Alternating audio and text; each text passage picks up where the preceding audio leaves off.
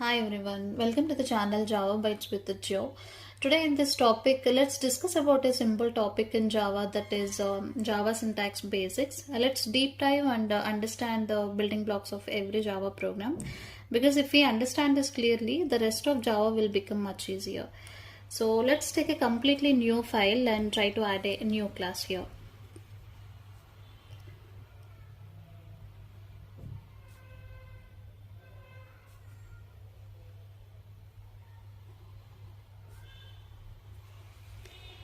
Okay, now let's try to understand each and every word in this line. The very first one, public. This is one of the access specifiers we have in Java. We have to So the accessibility level for this public is everywhere.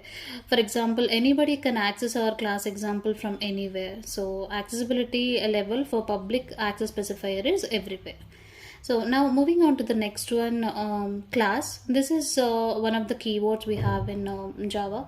We have so many keywords in Java. Again, this total number of keywords slightly varies from the version we are dealing with. For now, we can say that total 67 keywords are there, but again, this varies from the version we are dealing with. And this keyword is used to create any a new class, and this is simply the class name example. So access specifier, keyword, and the class name, and this opening curly brace indicates the beginning of any block, class, method, or block. And similarly, we'll have one closure brace as well, and inside whatever we write, that belongs to the class. We can create any number of methods inside, and we can declare any number of variables based on our requirement. We'll go ahead and create whatever it is required. So right now, let me add one main method here.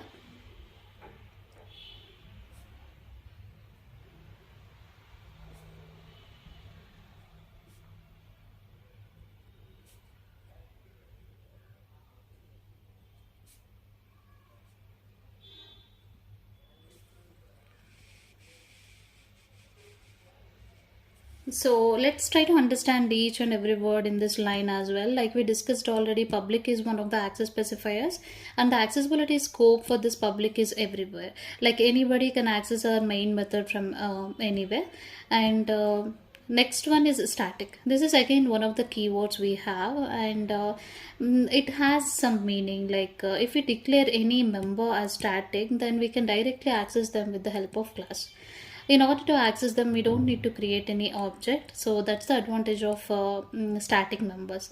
And we can imply this static keyword for methods, class, blocks, or variables also, and these will become the class members. We don't need to have the object or instance of the class to access these members. So that's the advantage of the static keyword. And now moving on to the next one, void. This is one of the data return type. We have so many data types in Java, like a string, character, integer. But again, we'll try to cover that topic in the upcoming videos. But for now, this is one of the data return type. And if we declare any method with this return type, it simply returns nothing. We don't need to return anything. So that's about the void data type. And moving on to the next item, that is main. This is simply the method name, main. And string args, like to execute our program, sometimes the user has to provide the input. So that user provided input will be taken by this thing, string args. And like I mentioned, to start anything, we need to open and close the curly braces, and inside we can maintain our actual code. So this is about the main method. And usually main method will be treated as the entry point for any program, because this is where the actual execution starts. Otherwise compiler will not know where to start the execution. So main method will always act as the entry point to start the execution. And inside the main method, we can go ahead with our actual business logic. For now,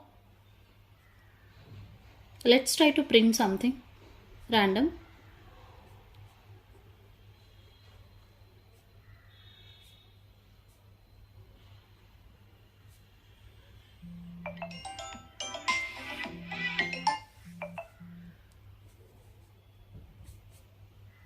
Okay.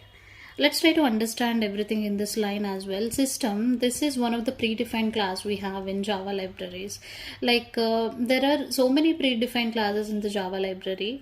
This one we can consider as the user defined, and similarly we have so many predefined classes in the Java library. System built-in class, and this is a final class, and we have the static members inside that class.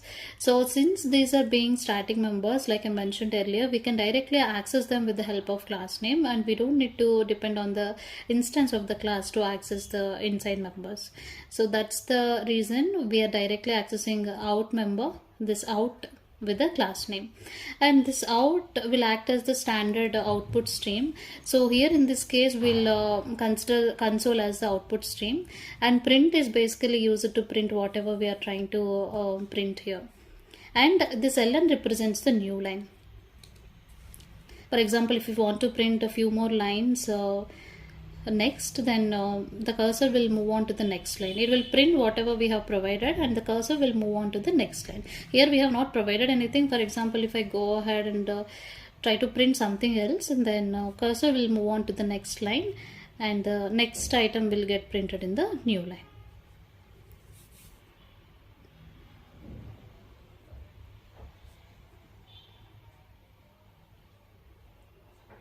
So this thing will get printed in the second line, new line.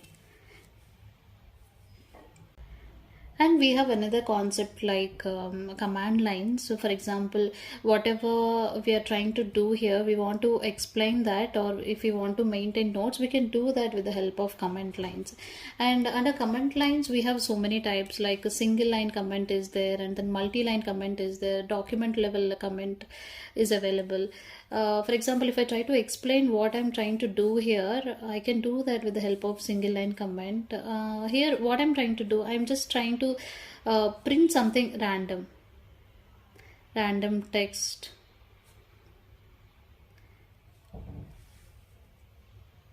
This will not impact the execution, but these are useful to provide notes or explain the code we are writing.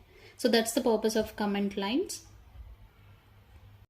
So this is the example for single line comment, and if you want to go ahead with the multi-line comment, then I can print something like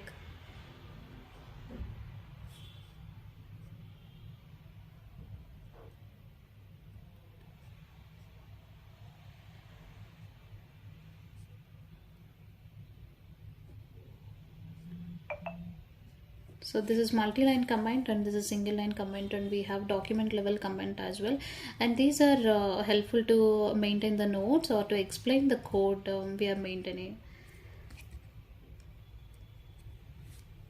And Java is very strict with case sensitivity. For example, if I change this output statement with the lowercase of s, then it will not be accepted, and will end up having compilation errors. So Java is very strict in terms of case sensitivity and other syntaxes.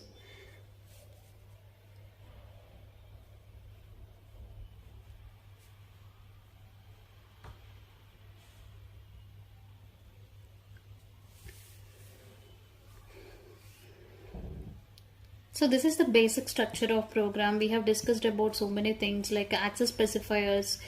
Though it is a simple program, there are so many topics hidden in this simple program. We have talked about the access specifiers, keywords we have, and predefined classes we have in Java libraries, and we can declare the user defined classes. And there can be anything, like we can declare any number of methods, variables, blocks inside the class member. So that's all for this video. I hope you found this video useful. If you liked it, please hit the like button, and don't forget to subscribe for more Java topics in future. I'll see you in the next video with another interesting topic. Until then, take care and bye.